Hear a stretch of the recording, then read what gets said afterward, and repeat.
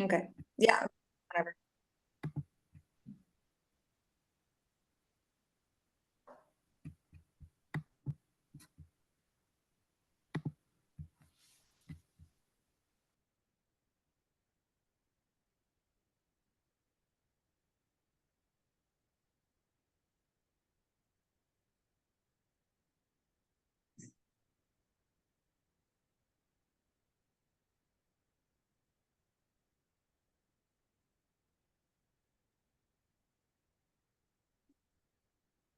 Rachel, are you okay to share the presentation? Yes, Louise is actually going to do the introductions first, and I'll share it then. Okay, perfect. Super. Good afternoon, everybody. You're very welcome to our webinar this afternoon. We have Miss Aisling O'Connor with us today. She is the laboratory manager for the National Screening Laboratory. And the webinar today is we're going to be looking at the sample to result, the journey of a screening sample inside the screening laboratory. But just before we get start that, I just have a little bit of housekeeping just to cover. This information is gathered from trusted sources today and is accurate at the time of the webinar. It can be used as an aid, but never replaces any of your clinical judgment. This is a recorded event. If you have a technical question and need help, please use the chat function and ensure that it is sent to hosts and panelists and not to everybody. If you have any questions, put them into the Q&A function at the bottom of your screen. We'll answer them as we go along, or we'll put them to the panelists at the end if it's something we want to answer live, okay? And then at the very end of the webinar, we'll post an evaluation at the end, which we really would value your feedback. So that leaves me just to introduce Aisling to start. Rachel's going to share the slides, and you can all sit back with your cup of coffee and enjoy the webinar. Okay, Rachel. Hi, everyone. Sorry.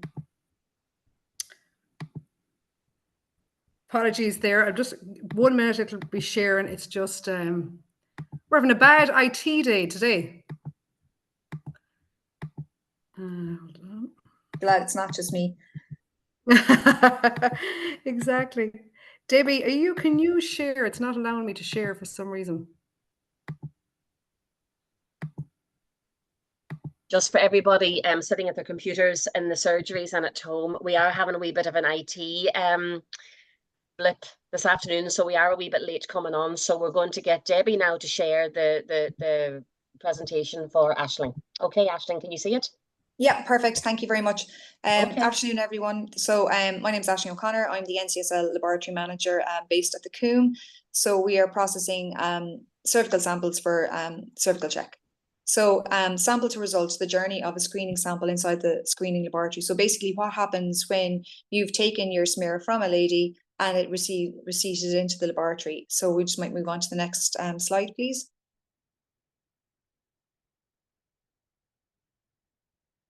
So I'm going to talk you through an overview of the process of receipt of sample into the end result. That is broken down into sample reception, data entry, the HPV laboratory, cytology, education and learning, release of results, and quality. So basically you can see what happens from when the sample literally comes in a box to the laboratory to when a result is sent out to the cervical check system and to the GP practice where you're potentially working. Just move on to the next. So the quick basic summary is the cytology sample or cervical sample is received into the laboratory. We perform a HPV test on everyone. HPV is detected, we do a cytology test and the result is reported. If HPV is not detected, it just is reported and the results go straight out to the patient. So sample reception. So you have sent your sample into the laboratory. So we receive samples in boxes from the post, from couriers, from GP practices around the country. Those samples are received in boxes. We open up those boxes, we unpackage them, we match up the specimen vial with the request card because sometimes we might have more than one sample in the container. We could have up to 10 samples in a box. So when it arrives, we timestamp it so that we mark when it's receipted into the laboratory. We then check the specimen vial and the request form by a first checker. This is basically to ensure that the person is eligible for the actual screening program, that they're at the appropriate age. This checker also looks at the main demographics, the main minimum criteria is the name, the date of birth, has there been consent, all those important aspects on the form that need to be filled out on a daily basis. Are they there? Can we accept the sample? If at any point we see that something is incorrect, or a discrepancy is identified, that maybe the cervix is not visualized, the name doesn't match the vial, then we separate that sample out into what's called the discrepancy samples. So those are samples that we need to do further evaluation on before we can actually process those samples and label them up and accept them into the lab. I'll come back to those in a second. So if the sample is checked by the first checker, the name, the date of birth, and all the demographics and all the appropriate information are correct, we then label that sample with a specimen label. It's a unique barcode, and the unique barcode goes on the sample vial and it goes on the corresponding sample request card. These are unique for that specific patient for that specific time, and that number will follow that patient the entire way through the process of the laboratory and will always be that link to that patient, and will allow us at any stage to check that number to see where the sample is in the process of the laboratory testing. So the second checker then basically is a double check to make sure that everything we've accessioned initially, that the name is Aisling O'Connor, it's matching its request card, all the information is correct, the cervix is visualized, the patient has consented. So it's an extra quality check to ensure that what we've seen by the first checker is the same as the second checker. No information is missing, and that there won't be any follow-on issues when we're processing the sample. Once that sample is accepted and labeled as correct and time-stamped, we then put those samples in numerical order, everything's stored in numerical order, and then the sample is sent into specimen data entry, where the request card is booked into the system and put onto our lab information system. So I suppose specimen reception, it's the receipt of the sample in. It's extremely important. It's our first step. It's our first check that did the lady who attended the GP practice or clinic, is the information correct? Is everything matching? Can we proceed with this patient? Or do we need to come and contact the GP practice, or do we need to contact the clinic because something isn't matching? So this is where we have our discrepancies. So I might just click on to the next slide, please. So as you can see on the form, which I'm sure you're all very familiar with, there's a lot of information on it. So there's a lot of information that needs to be filled in, but there's a lot of information that we need to check to make sure that your sample is receipted appropriately into the laboratory. So from your patient name, the date of birth, the requesting clinician, the clinician MCRN, the sample taker details, the consent, all those things are really important that we are filled in correctly so that we can say start step one of our job and accept the sample in. We have a minimum data criteria that is needed for when we accept samples in, such as the name, date of birth, the PPS, the patient consent. So when all those informations are correct and match the vial, we accept it. But then, as I mentioned previously, we have discrepancy handling. So if there's something discrepant on the sample, there could be multiple discrepancies on a sample. This is then when we have to actually stop what we're doing. We don't accept the sample into the laboratory initially, and we actually have to follow up with the clinician or the sample taker to make sure that the sample is correct and that we have enough information to process the sample. So what do I mean by this? So we have minor discrepancies, moderate discrepancies, and major discrepancies. So they're categorized depending on the severity. So like a minor discrepancy might be like a spelling error or a single digit, such as say instead of the 29th of the 11th, they put the 28th of the 11th. So there are things that can be rectified quite simply and easily in a GP practice by making a phone call, following up and saying, look, on the specimen container, it's this, on the request card, it's this, I think you might be a digit out, and then we can follow up quite easily. Sometimes we have lots of discrepancies that need to be rectified. It could be like multiple things, such as a spelling mistake, an initial wrong, the name and the surname in where the forename is. So all those things need to be followed up, and it's important that we follow up on those because this is like a patient contract. It can always be checked up on. It's important that everything's done right from the first step of receipt into the laboratory. Then a moderate discrepancy would be a complete difference in any of the surname, forename, the date of birth is missing off the vial. So we have to return those to source. So those are things we can't manually amend in the laboratory. We actually have to return them to the requesting smear taker or clinician for them to address and rectify. Generally, when we do that, we would send a letter with it to explain why we're sending this back, and we would usually perform a courtesy phone call as well. And then obviously then for a major discrepancy, this is something like the cervix isn't visualized, a complete mismatch of the name, like Aisling O'Connor is on the vial and it's Mary Fitzgerald on the request card. They don't match. We can't proceed. It's not safe to say, oh, this is an error. This is a complete mismatch. So we can't take that as a sample that can be processed. So unfortunately, those samples are rejected and the clinics are notified, and then we will issue a report saying that the test was not processed for a particular reason. It could be, as I said, the names don't match. The broom is left in the specimen container. The lid was not closed properly, and all the sample has leaked out for various reasons. But this will be notified to the clinic as to why the sample is actually being rejected. So I suppose it's really important to highlight when filling in these request forms and the vial that you take the time and care to, there's a lot of information there just to make sure that it is correct. And we might just move to the next slide, please.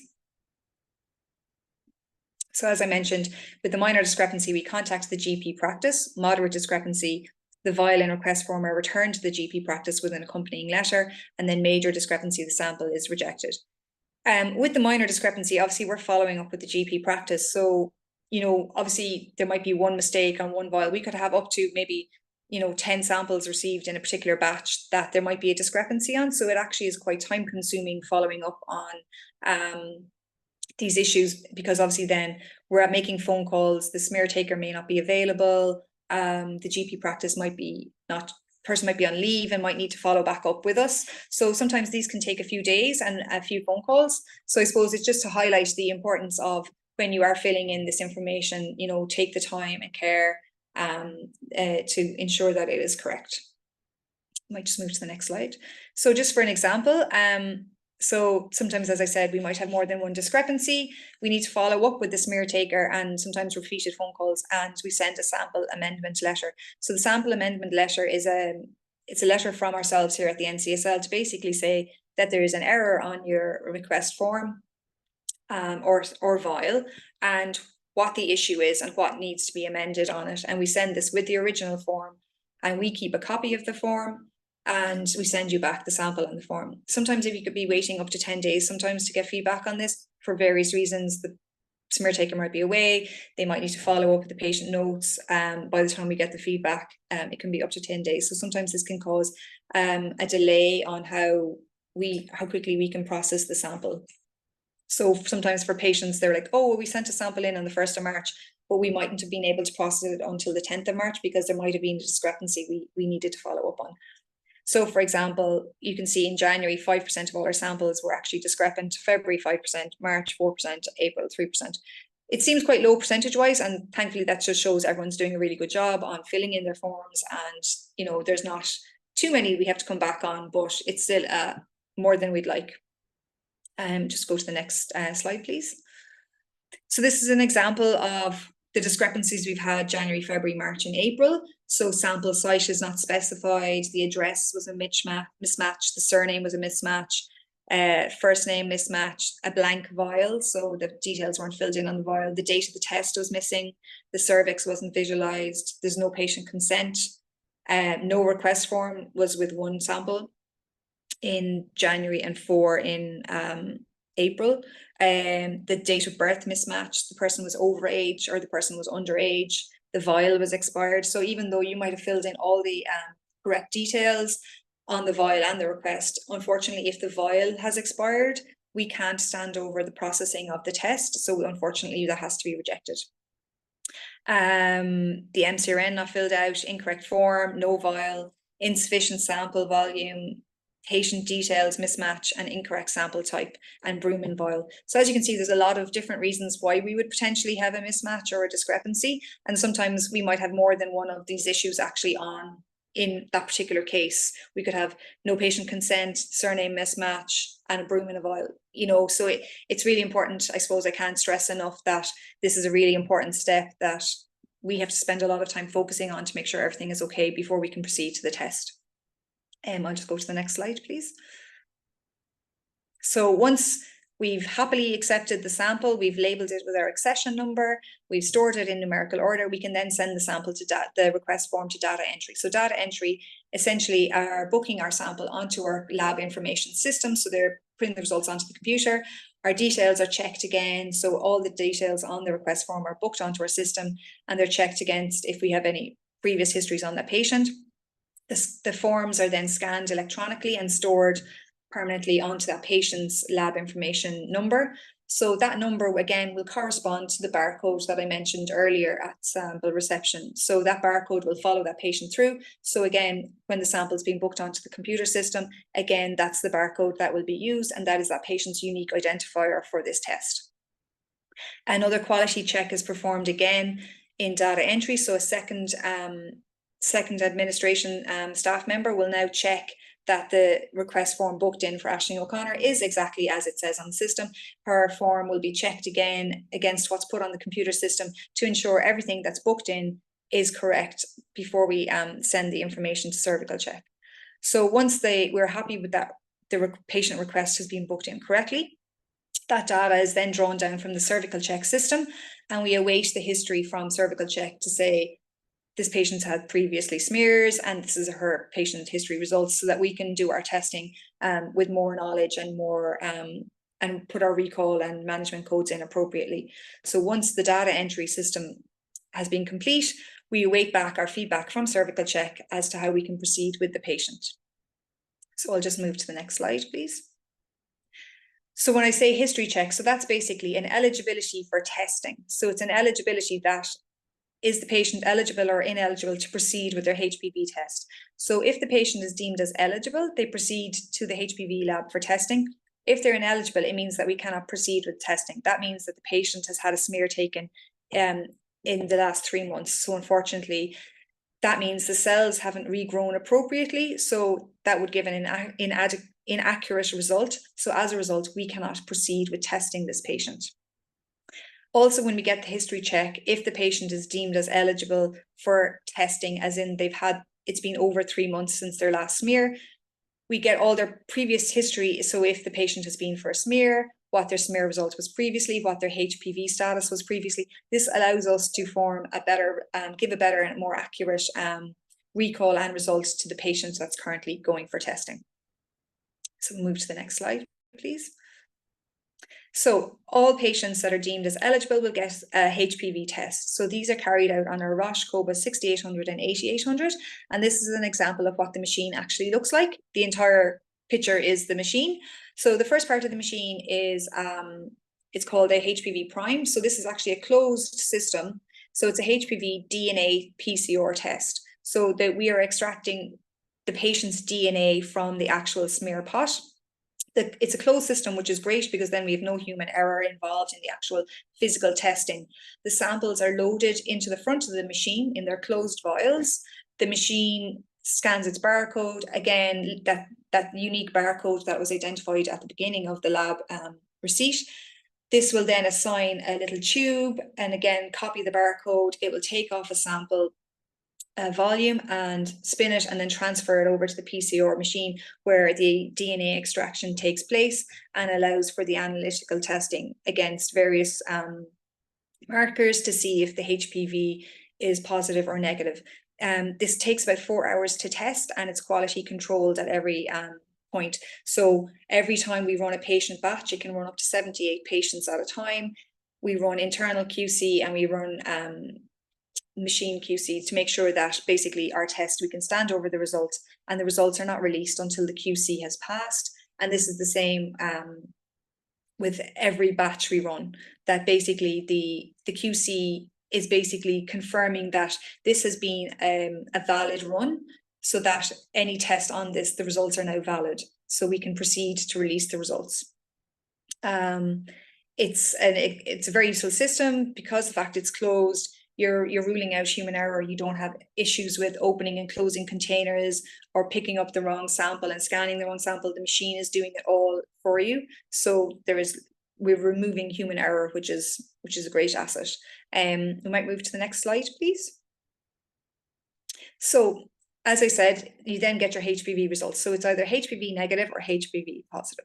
So if it's HPV negative, we then issue our follow-up recommendations. So these are our management codes. Again, it's quality checked. So there is a medical scientist who's trained to review the results. So HPV negative, this medical scientist will review the management codes, the previous history of the patient, and then will issue a management code, whether follow with colposcopy or 3-year recall, 5-year recall, exit the program, depending again on the patient's algorithm. So their age, their previous history, and what their results was.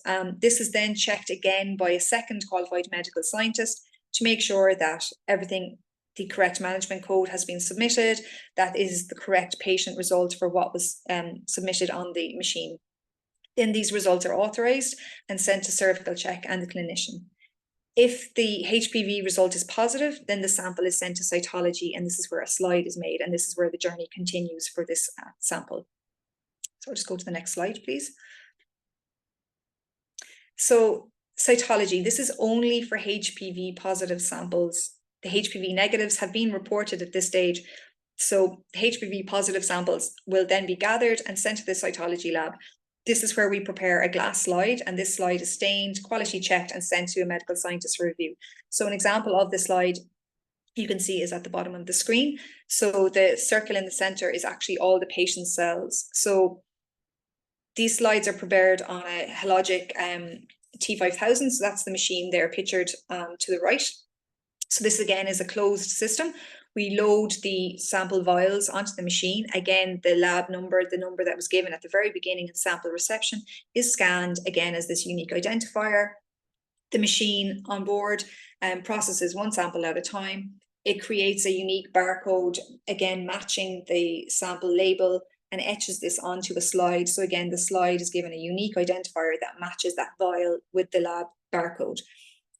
Once that slide is prepared, it's stained on a stainer with various chemicals and solutions to allow for the cells to be visualized.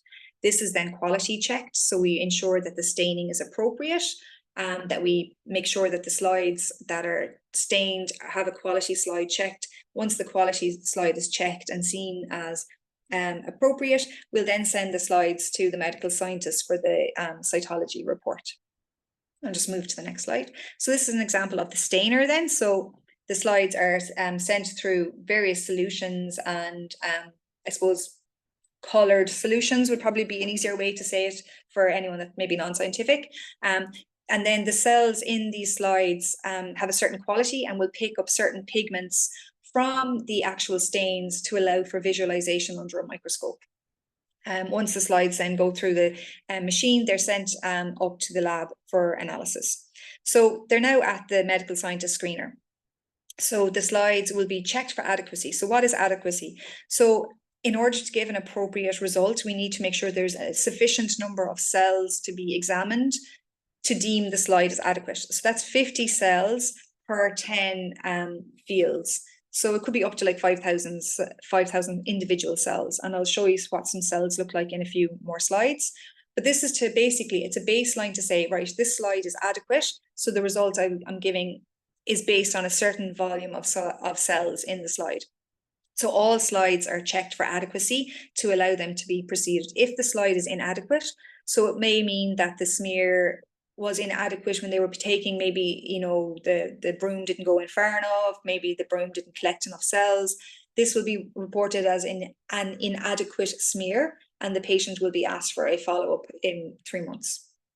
But when the slide is deemed as adequate, we then proceed to what's called as a primary screen. So this is a qualified medical scientist who goes to college for 4 years or more, and then spends 18 months further training on reporting cytology slides to allow them to assess this slide.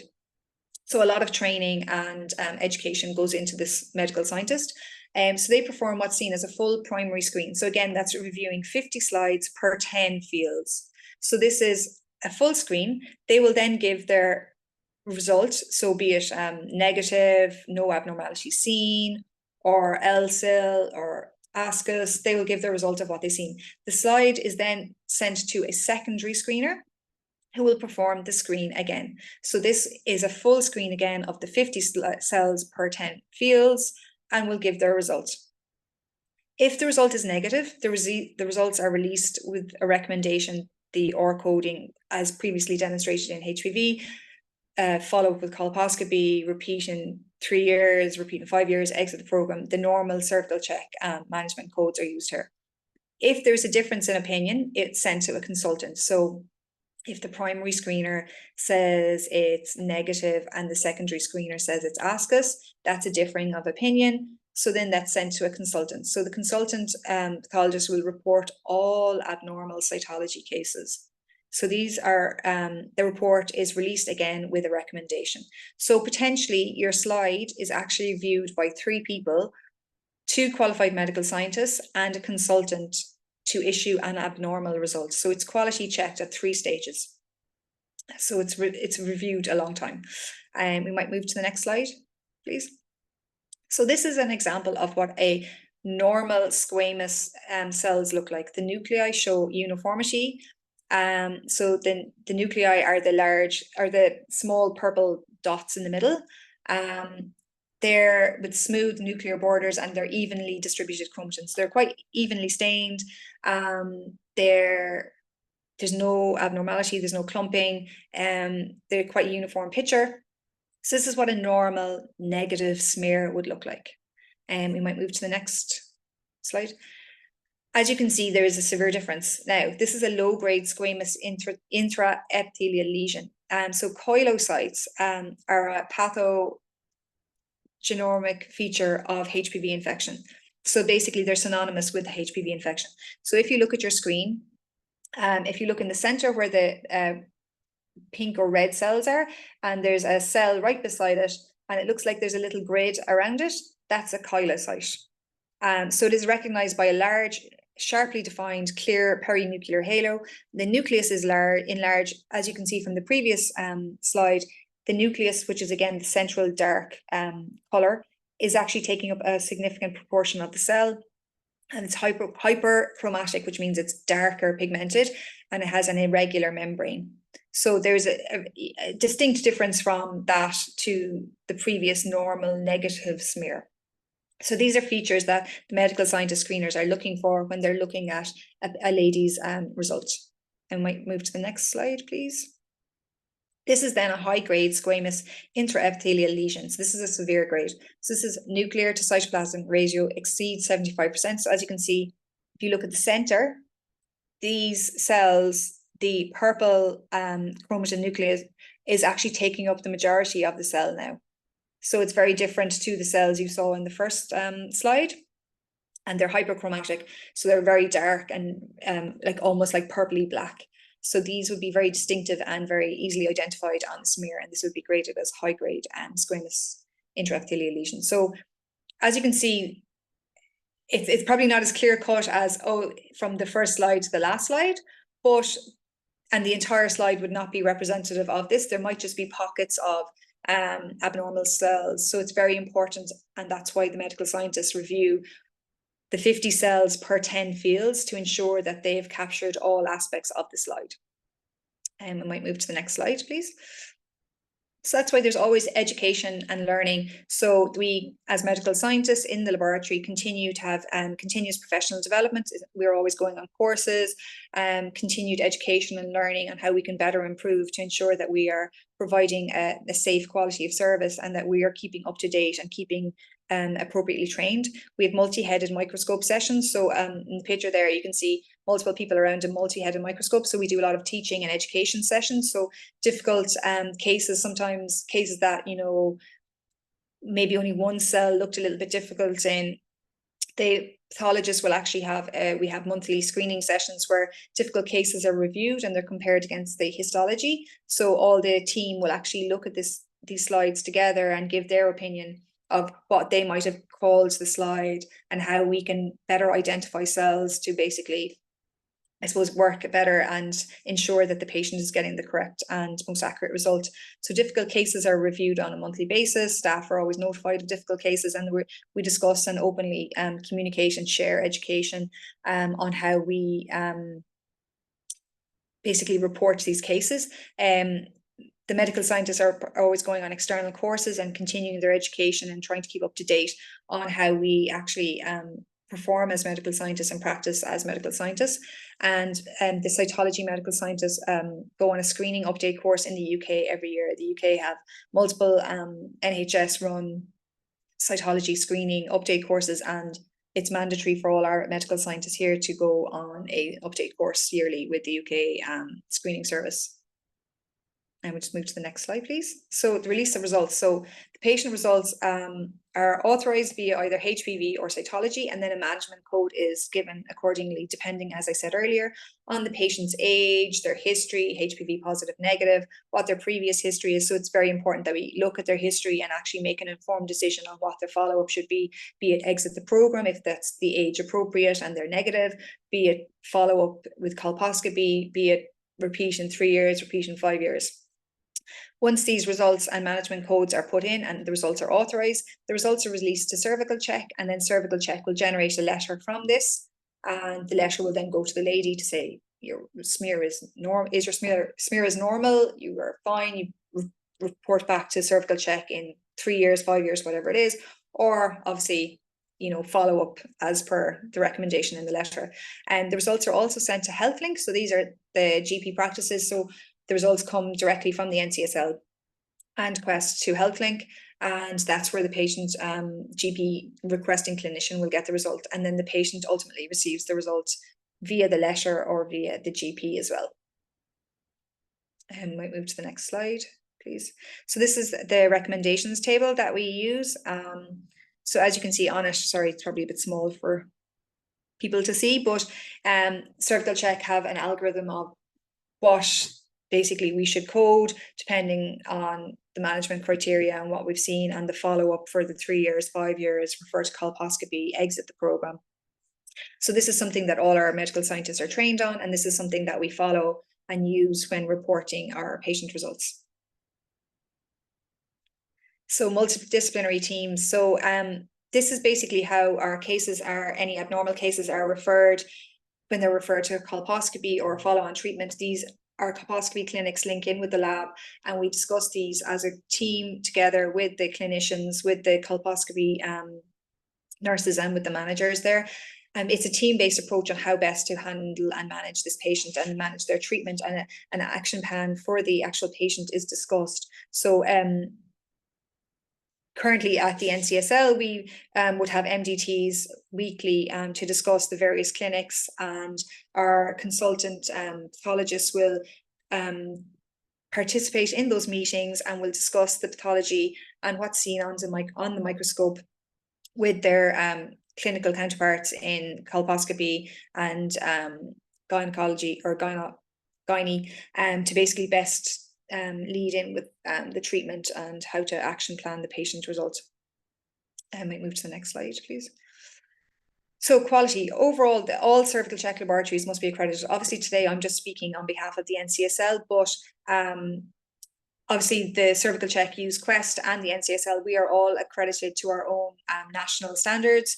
The NCSL is accredited to ISO, because that's the international standard in Ireland, to 15189 2012, but both labs used by Cervical Check are accredited systems, and both follow a quality management system and are both equally accredited in their own right. There's quality checks throughout every stage of the laboratory process, so be it here or be it in Quest, your sample is treated in the exact same way. There's quality oversight on every sample.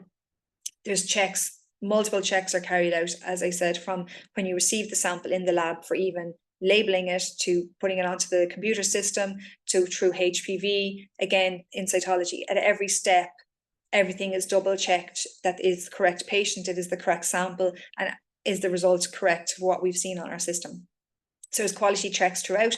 Again, with part of the quality, it's education and training for your actual scientists and your admin staff that are actually working on that sample, to ensure that they're adequately trained, they're educated on how to handle patient samples.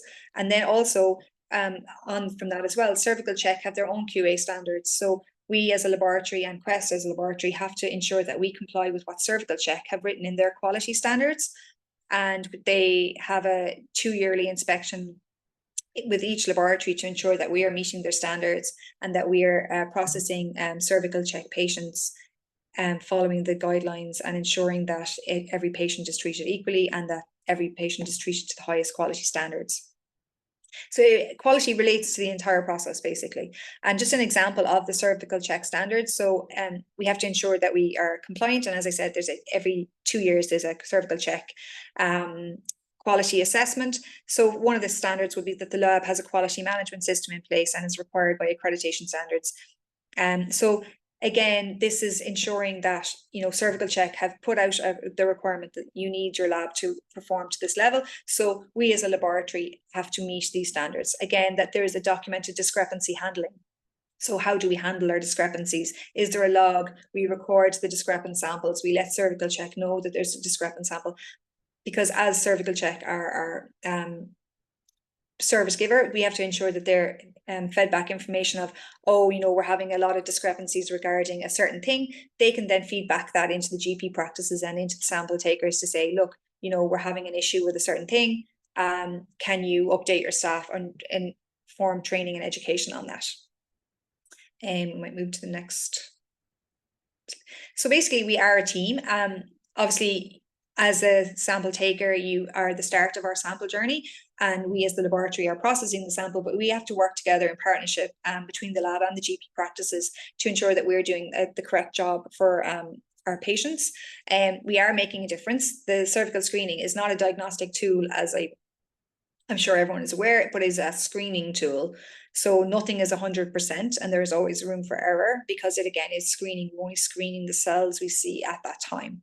But there is a huge reduction in incidence to 11.16 per 100,000 cases from the cancer registry in 2021. So the cervical screening program is making a huge difference. And again, your work as a sample taker and our work as a laboratory testing site are working together hand in hand to make sure that we as you know, healthcare professionals are playing a very important role in this, and that we continue to work together to make a safe and efficient service for the women of Ireland. It's really important that we all fulfill our roles, that we're all an important cog in this wheel to make sure that the lady who's coming for her testing can stand over the results she gets, knowing that, you know, it was taken appropriately in the sample clinical setting. We as a laboratory have tested it to the highest quality standard, and then Cervical Check are issuing their letter to say the lady has a result of X, that we all are playing our part, and we are all working in a I suppose working together to make it better for the patient. So it's working hand in hand, and it's ensuring that we have a good working relationship together, and that, you know, if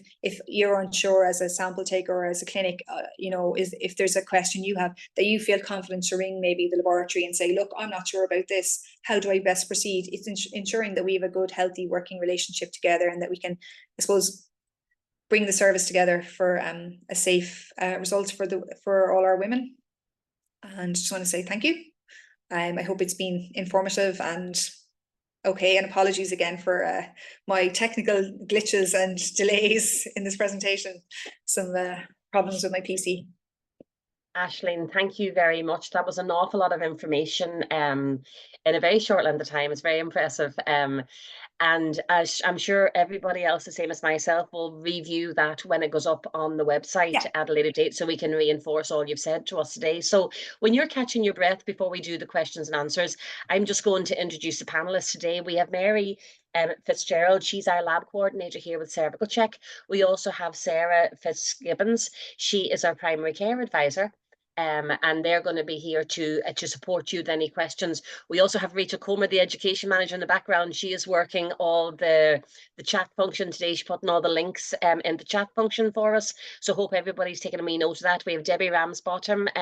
She's a senior training coordinator with us in Cervical Check, and there's me. You all know me at this stage. I'm one of the senior training coordinators as well.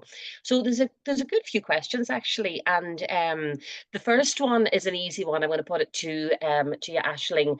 When a sample taker sends in a box with multiple samples in it, and there is one identified as having a discrepancy in it, does the whole box get delayed, or is it just that one with the discrepancy? No, just that one sample. Yeah, no, I thought that. I just that one sample. As long as everything else matches, no, it's only the actual discrepant. Okay, now the next one's actually about eligibility, and I read it out to you. If an individual is not deemed to meet the criteria because they are not yet due for screening, but their GP has referred them based on therapeutic regime or immunosuppressant, will their sample be processed? Now, the first thing, obviously, we all say when we're out training, is that before you send any sample, you can go online and check the woman's eligibility for having her. Is she due a test or is she not due a test? But the question here is more about the management of this particular patient. Do you want me to read it to you again, Aisling? No, you're fine. And usually for those that we have a query on, we would usually link in with our team in Cervical Check. We would usually contact Mary or Neve to kind of see whether we can actually proceed with processing those samples. We wouldn't automatically outrule the patient's sample. We would usually link in with Cervical Check. We work quite closely together with them on whether we can receive a sample in or not. Mary, I might let you jump in there if you want to. Yeah, I think from the lab point of view, Louise, what they're checking for primarily is that it's an appropriate test, in that it's not taken less than 3 months since the previous test. With regard to eligibility, the lab don't actually reject samples based on eligibility. You know, if a sample has been taken, you know, what it will do is upset, I suppose, the woman's process through the program. And, you know, there would be issues with payment on those tests that are taken that are not eligible, but they will be processed. Yeah. Okay. If that makes sense. It does, yeah. The next one is a question about CSPID. Is it important to enter the CSPID on the form, and is it part of the minimum data set? So I suppose that's for you as well, Mary, that question. Yes, I suppose from the program point of view, the CSP is very important because it's a unique identifier. I guess if it's not on the form, you know, because it's a national database, you know, there'll be plenty of women with the same name and same date of birth. So the lab can enter it, but it may delay it when it hits the register. There'll be a few checks in place to see which woman we can match it to on the register. So the CSP, for that reason, is important, but it's not an essential as such. It'll still get processed without it. Yeah. Yeah, and from our point of view, from the lab, we don't, like, that's not our part of our minimum data set. So we would still process that. Okay. The next question is about the CUM. How many samples are processed by the CUM monthly on average? So far since January, we've processed 14,000 samples. So that's about between 750 and 1,000 samples per week. A lot of work for the lab. We're getting there. We're getting there. I have another one here. Could I clarify that every sample is screened twice and that referred to consultant only when difference of opinion? Thank you. Yes, so every cytology slide is screened twice. We have a primary screener and a secondary screener, and they both do a full screen. And then with regards to the differencing, it's if even differing from negative to ASCUS, say it could be ASCUS and LSIL or something. That's a difference of opinion. So again, it would go to the consultant anyway because it's not negative. So anything negative will get 2 cytology screening medical scientists, a primary and a secondary screen. Anything that's abnormal will have primary, secondary, and consultant. Perfect. I'm not sure I actually understand the next question. It says, is the ID the same for all national screening programs? I wonder. Louise, I think the question is referring to our screening programs, as in breast check and bowel check, which the answer to that is no. CSPID is specific to cervical screening, and it's your record number on our register, if you like, but it's just specific to our program. Perfect. I'm just very conscious of the time. Aisling or Mary or anybody, Sarah, if you want to come in, is there any final message you would like to send out with regards to a key message you'd like to send out from today's webinar? any last minute thoughts for the sample takers and helping them get their samples all processed in a timely fashion? I suppose from my point of view, from the lab, just want to say thank you to everyone that takes the time to diligently fill in their forms and send the samples off. And, you know, we are available for phone calls or advice if needs be. We may not have the answer, but we can always follow up with a return call or whatever. But I suppose it's a team effort, as I said in my last slide. You know, we're nothing without the sample takers, and, you know, they obviously need us as well. So, you know, we all are an important cog in the wheel. So it's very important that we all do our part and do our part well. But we are here to give advice if we can for anyone that's unsure of anything or any feedback that anyone would like to give us regarding some interactions we had. We're always available for any comments or queries, and I'm sure anything we aren't able to answer, we can always send off Cervical Check and feedback in. But thank you, Yes. and thank you for your time today. Okay, thank you very much for that. Now, usually at this stage we say, remember to do our SMART survey, which Rachel has very kindly put the link into the chat. We've also put the link into chat for the next webinar to register with it. We just want to take a couple of minutes of your time to draw attention to our PPP strategy today. Just going to share my screen. And the PPP is participants of it's a strategy that's in the HSE, and it gives you a great opportunity to have your voice and to have an input into decisions that are made within the HSE and the NSS. And we're actually looking for people from all backgrounds to join the NSS Patient and Public Partnership Network. Okay, and what this means is to be a part of a strong and active volunteer community. It doesn't mean that you have to give a whole lot of your time up. It just means that you can give what you can. And it gives members a chance to work within the 4 programs: breast check, bowel screen, cervical check, and diabetic retinopathy screening. And it gives you an opportunity to take part in training, learning, and professional development. So if you do want to participate yourself, Rachel's going to put the contact email into the chat for you. But also, if you want to try and recruit from patients within your surgeries, you can download a poster for your surgery to advertise this. It's www.healthpromotion.ie, and there's the instructions on how you actually download the poster. I mean, I've been involved in the PPP strategy within the NSS, and it's really a very worthwhile thing to be involved in. So it's just, if you are interested in either yourself or recruiting people from the surgery, it's Norma on the PPP lead at screeningservice.ie is the person that you get in contact with. So, and all that leaves me to do is again thank very much the panelists and the speaker Aisling today, and thank you all for your time as usual, giving up your very valuable lunch break to come and join us on our Lunch and Learn. And we will see you in June the 4th for the next one, and the one in June is going to be, it's Dr. Paul Kavanagh, and he's going to be talking about recognizing the link between cervical cancer and smoking.